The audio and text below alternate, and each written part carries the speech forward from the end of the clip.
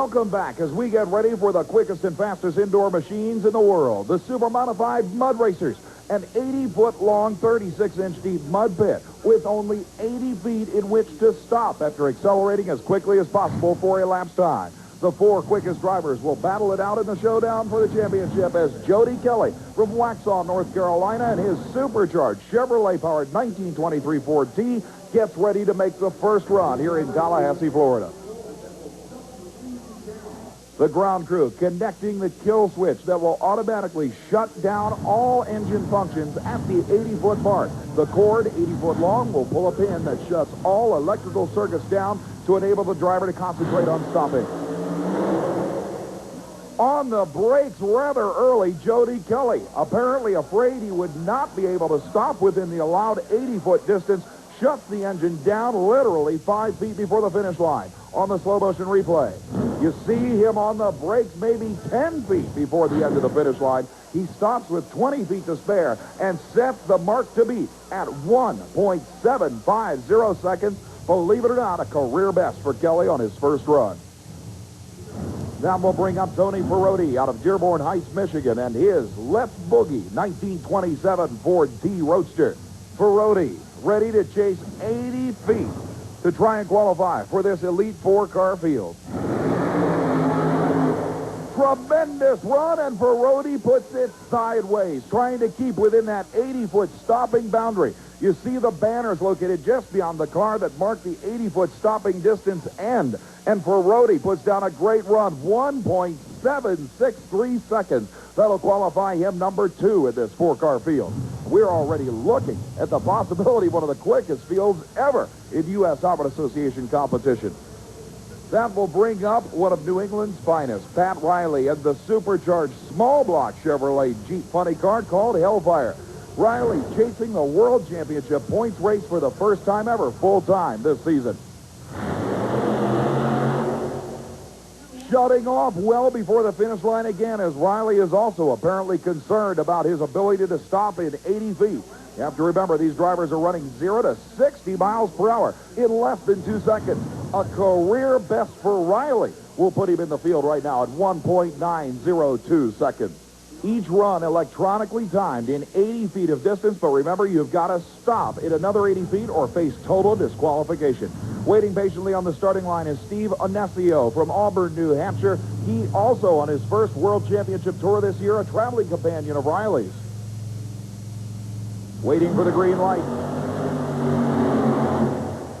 And Onesimo will stop it in time as a huge mushroom cloud of steam comes off the hot exhaust headers being covered by mud. But the elapsed time, 2.43 seconds, will only barely qualify him right now, number 4. That will bring up the winningest single mud racing vehicle in the history of the sport. Out of Portage, Indiana, the Mud Patrol 1932 Chevrolet should be no stranger to super modified mud fans, but the driver is brand new for this season. Paul Schaefer, originally a sponsor of 3-time world champion Tom Martin, who drove this car to 3 consecutive world titles, is now behind the wheel. With some experience as a late model stock car driver around the Midwest, he does know how to handle high horsepower machinery, but this is a whole new world for Schaefer. On the starting line in the black and white fire suit is the winningest driver in the history of the class, the defending and 3-time world titleist Tom Martin, who is still helping Schaefer get used to the controls of this 1,800 horsepower, nitrous oxide injected 588 cubic inch Chevy powered behemoth. Inching forward up to the starting line to stage and prepare for the green light and a shot at fame here in Tallahassee, Florida. The red lights on top flashing, indicating that Schaefer will be using the nitrous oxide system. And Schaefer, with an incredible run, shuts down early as the car heads for the right-hand side boundary line. Remember, you can get disqualified by going out of bounds during the course as well. And Schaefer's disappointment is evident through a mud-splattered face shield. 2.04 seconds will qualify Schaefer right now, but only number 4 in the field. Ron Smith in the Gold Fever 48 Fiat Topolino is up next, and he must run quicker than the 2.04 second effort of Paul Schaefer in order to qualify for this 4-car field. Another driver worried about the possibility of going out of bounds in the shutdown area. Smith shuts the motor down well before the finish line, but look at the numbers. It'll be good enough to qualify as number 3 in the field at 1.807 seconds. So now the mark to beat is Pat Riley's 1.90 second effort on the bump spot of this 4-car field. Chad Miller in the Instant T 1927 Ford Street Roadster with supercharged Chevy power. A rough ride for Miller as the machine bounces all over, but he'll stop it in time. The question is, was the run good enough to qualify?